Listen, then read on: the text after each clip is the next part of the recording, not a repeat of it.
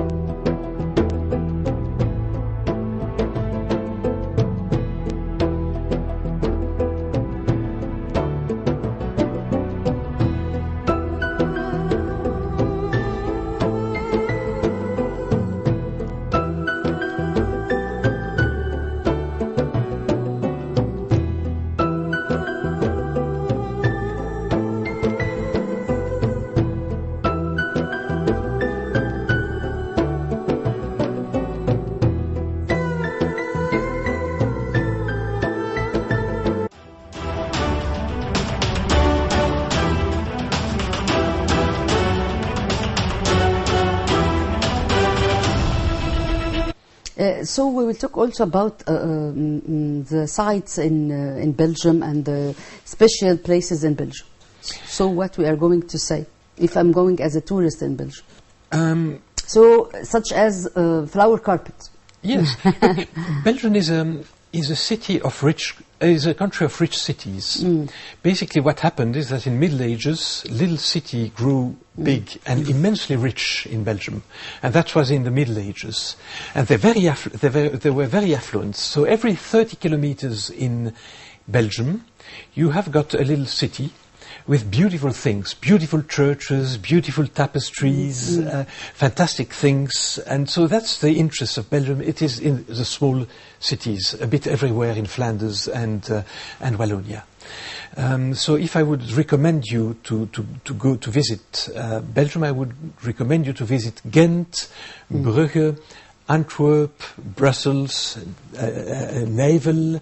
All those little cities are jewels, medieval jewels. So we'll talk also about Egypt and your stay in Egypt, as you said to me, and your diplomatic career. You are a son of a diplomatic man, of an ambassador. So tell us about your dream, how it's come true to be an ambassador and to be a diplomatic. My ancestors dates back from the 17th century, and I found their trace, and there's a painting of them.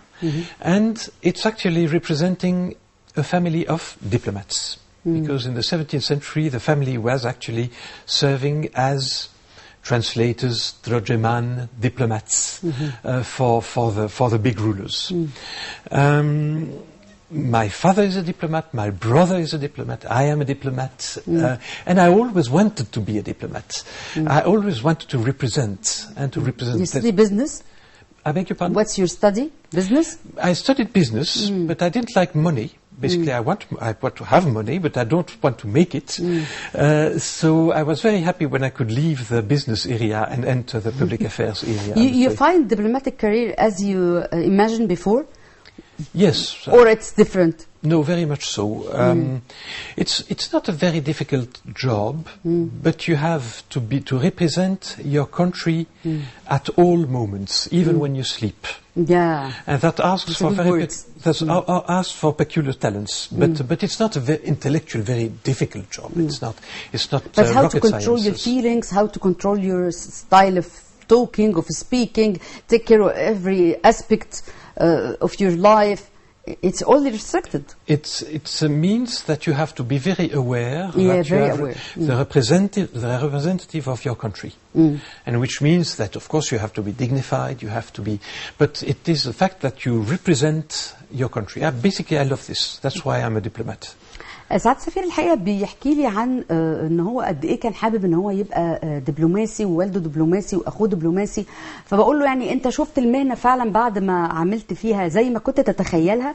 فقال لي تقريبا، يعني هي مش مهنة صعبة جدا فكريا، ولكن هي محتاجة دايما ان انا اكون بمثل بلدي. قلت له بس هي فيها نوع برضو من التقييد، ان انت دايما تخلي بالك من تصرفاتك، من كل الافعال، من كل الاشياء اللي حواليك. قال لي هو برضو ده يندرج تحت نقطة ان انا دايما بمثل بلدي. كلمني كمان عن الحياة في بلجيكا كحياة يعني ممتعة وجميلة، وانه يعني الشعب راقي، وانه عندهم عديد من المدن فيها سياحة جميلة جدا وفيها اماكن سياحية متميزة جدا. وكمان كلمني عن العلاقات بين مصر وبين بلجيكا في مجال التجارة، في مجال المواني واللوجستيات، في مجال الطاقة، اكتر من مجال.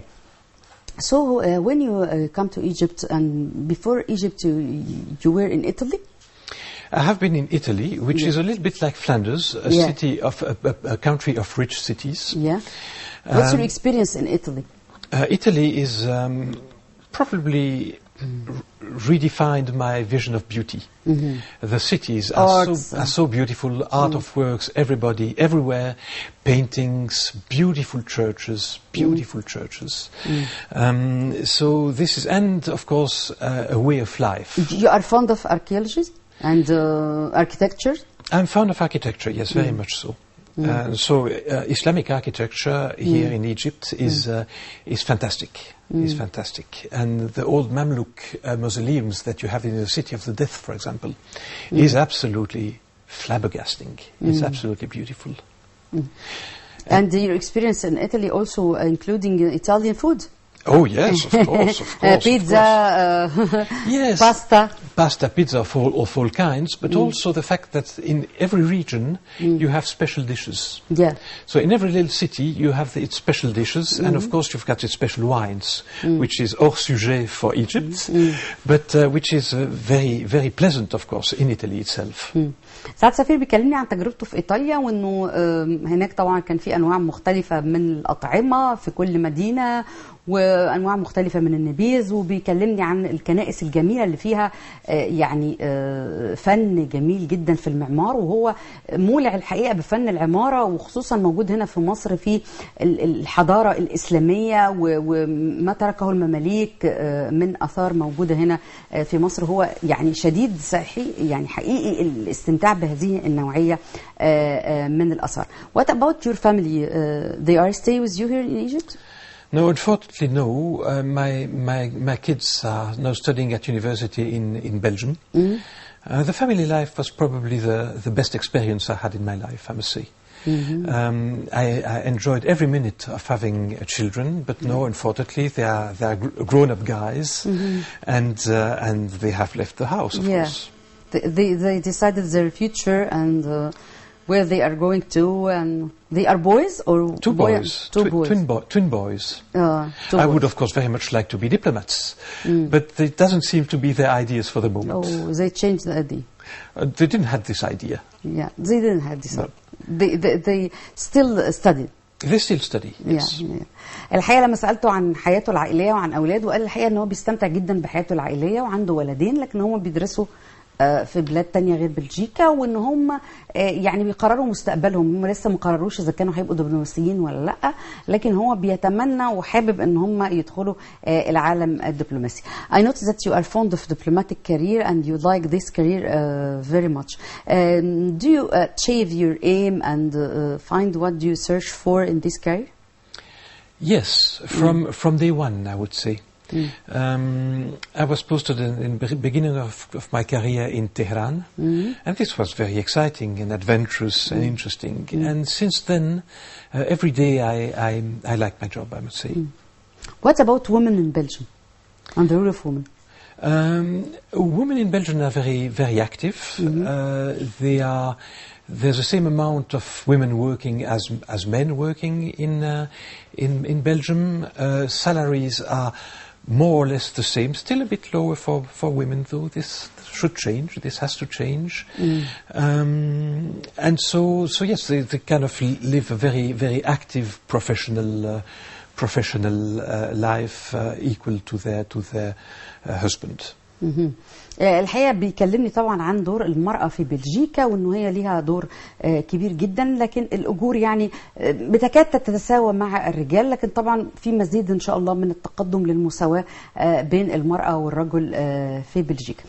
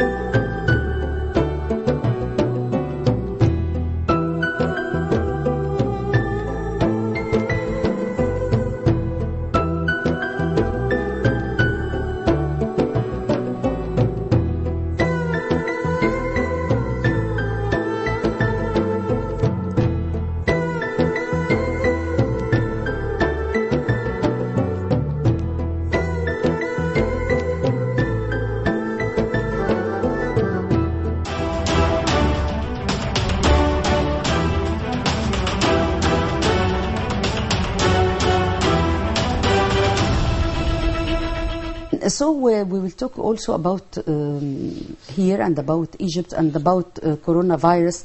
And what about your structures about this virus in Belgium and here in Egypt? Well, in Belgium we took very severe measures. Of course, Belgium is a kind of a flat land right at the middle of Europe, so there's people coming in and out always at all times. So it's very difficult, of course, to protect ourselves. It's not possible to make a zero COVID policy. Yeah, of course. We try to avoid as much as we can. Yes, we try to avoid as much as we can, and finally, somehow it's more or less succeeded. Of course, in the beginning it was a bit difficult because we had a problem in protecting the old people. It happens in Belgium that as the man and the wife work, when the old people sometimes have to go in elders' houses, and in those elders' houses, of course, they were very vulnerable to the virus. Of course. So there we had to take difficult measures, but then after 1 year and a half, finally it paid, and now we are practically everybody is vaccinated. So now it's better, and in Egypt. You've got a different approach, I think. You're a bit more relaxed on social distancing measures. At the same time, I see that people feel okay about the policy here. So a good policy is a policy that the people accept. Yeah. And the Egyptian people seem to live rather confidently with the measures as they are today. Thank you for your coming and welcome in our program and in Egypt also. شكرا قوي. شكرا جدا. سعادة السفير، في النهاية كلمنا عن الإجراءات الاحترازية في كل من مصر وبلجيكا الخاصة بفيروس كورونا، وإن إحنا ما نقدرش نتفادى الفيروس 100%، لكن إن إحنا بنحاول نقلل منه قد ما نقدر، وإنه شايف إن الشعب المصري بدأ يستوعب الإجراءات الاحترازية أكتر وأكتر، ويحافظ على نفسه ويعيش حياته في نفس الوقت مع وجود هذا الفيروس. في نهاية حلقتنا بنشكر سعادة السفير فرانسوا كورني ديليزيوس، سفير مملكة بلجيكا بجمهورية مصر العربية وجمهورية السودان. النهارده اتكلمنا بصورة عامة عن بلجيكا، العلاقات المصرية البلجيكية، الأماكن الجميلة والمتاحف والأشياء المتميزة اللي موجودة في بلجيكا، طبيعة حياة السلك الدبلوماسي، وإنه لما بيكون السفير جاي من عائلة دبلوماسية وعشقه للعمل الدبلوماسي، وده يمكن اللي وجدته النهارده في سعادة السفير، لدرجة إنه بيتمنى إن أولاده يكونوا سفراء، وإن ده كان حلمه من زمان لحد ما وصل لحلمه. شكرا لحضراتكم، استنونا دايما وصور مشرفة وعالم الدبلوماسية وجناب السفير.